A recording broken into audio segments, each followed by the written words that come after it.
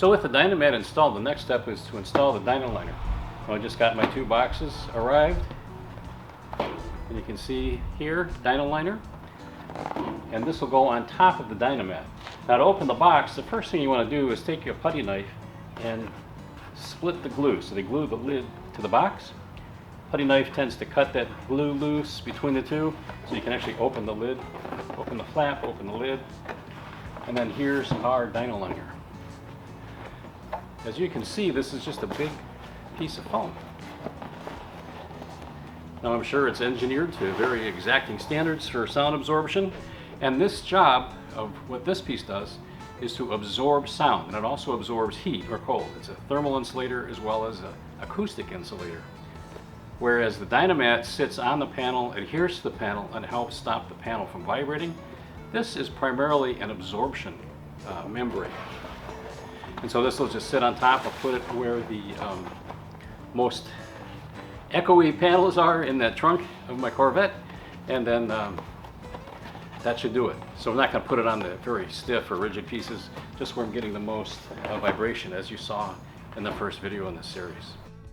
You want to get yourself a good flat surface so you can measure off and cut. Especially with this, it's really lends itself well to laying on a flat surface, more so than the Dynamat since the sheets are bigger. I've measured twice, cut once, put it in place, peel off the backing, and lay it down, in this case sitting on top of those flutes or those ribs. Second piece, and that resonant area, that vibrating panel on top, on the flat part in the trunk area, peeling off that backing. And then I found I had to actually, kept getting it stuck. So I folded it in half and laid the top edge and then peeled it back. This is not as sticky as the Dynamat, so it's a little easier to work with. The wheel houses, get it on the one side and then go back around inside the back of in the passenger seat area, peel that on, lay it down. I could have trimmed it a little better on that bracket, but there you go. So I've already got the front of the bins here. You can see I'm placing it in the bottom of the bin. So I've got 2 surfaces in those bins. Again, measure twice, cut once, place it and just push it in and stick it behind the seats. These panels really were giving me some vibration, if you remember from the original video. So the Dynamat and the Dynaliner starting at the bottom, working its way up, making sure I get all the paper off the sticky passenger side. Same thing, getting that in place. Whoops, forgot to get the wire harness off. Make sure it fits. We're good. Peel it off.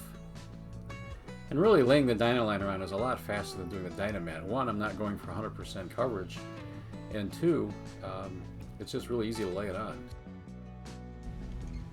Now the other area where I have placed the Dynaliner is behind the seats. And if you recall, that was a very resonant panel, a lot of vibration. So I've got it behind the driver's and the passenger seat, and that should help some with the sound absorption. And so the back piece of carpet that fits over here goes all the way from down here, all the way up, and wraps over to here on both sides. And there you can see we've got the Dynaliner on the far side, on the driver, behind the driver's seat. And so there's foam padding for that whole surface. Now here, we're pretty solid. And now here, a whole lot of difference in that resonance, if you remember from the original video. So with the foam from the Dynaliner and the foam that's already on the back of the seats, or on the back of the carpet that goes behind the seats, we should get some pretty good sound attenuation. So this should make a real big difference. Now if you notice here, real solid, which is why I didn't put more Dynaliner. This was a very vibrating surface in the middle. So basically that Dynaliner went where the car or the body was vibrating. So I've got some pretty good Dynaliner installation going here. You can see I don't have the full surfaces covered. I just have select areas. I picked the areas that were getting the most resonance or the most vibration. So what's left, for example here, solid, little bit there. And if we look down on this bottom, even this has improved drastically, has improved dramatically with the addition of the Dynamat. Now I did have some resonance or vibration occurring here, certainly on the wheel wells. There's another piece you can see. If I can get that camera in place. We got the wheel wells. And right on top I've got a little patch piece here. See, not much resonance here. There's a little bit there, so I put a piece right here. Here's not too bad. Down on that bin. There was some pretty good resonance here, so I put that piece on. If you remember from the first video, it's pretty good. Now one area where there was a lot of vibration, if I can get this camera turned around, is right here on the back. You can still tell we're getting a lot of absorption with that foam. And if you go all the way down to here, that's pretty solid, so I wasn't too worried about that. Now let's go look at the back of the carpet itself.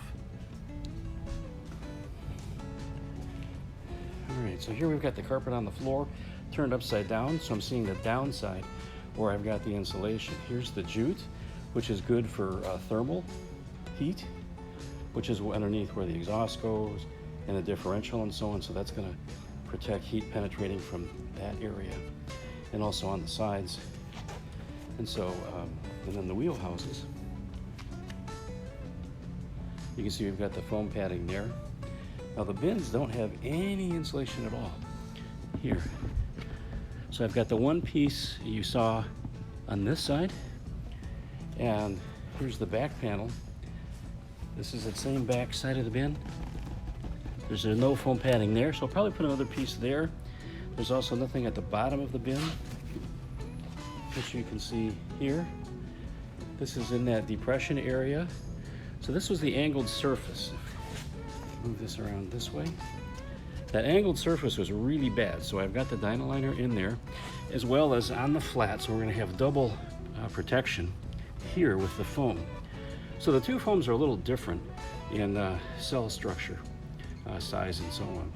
So between the two, we should get some really good sound absorption for the different frequencies. So double coverage on this area here. That should be sufficient for that depression area, which we just saw was pretty solid.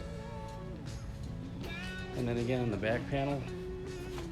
So in that center section, we've got coverage on this piece plus the Dynaliner that I just added. In this lower section here, I put a piece of Dynaliner as well because that was resonating pretty well. And so other than that, we should be pretty good. Now all I have left to do here is glue down some of this foam so it stays in place. And for that, I've got the 3M Super 77 multi-purpose adhesive. I found this stuff works really great. And then with that, at this point, I'm just gonna start glue this down, and then I'll put the carpet back in.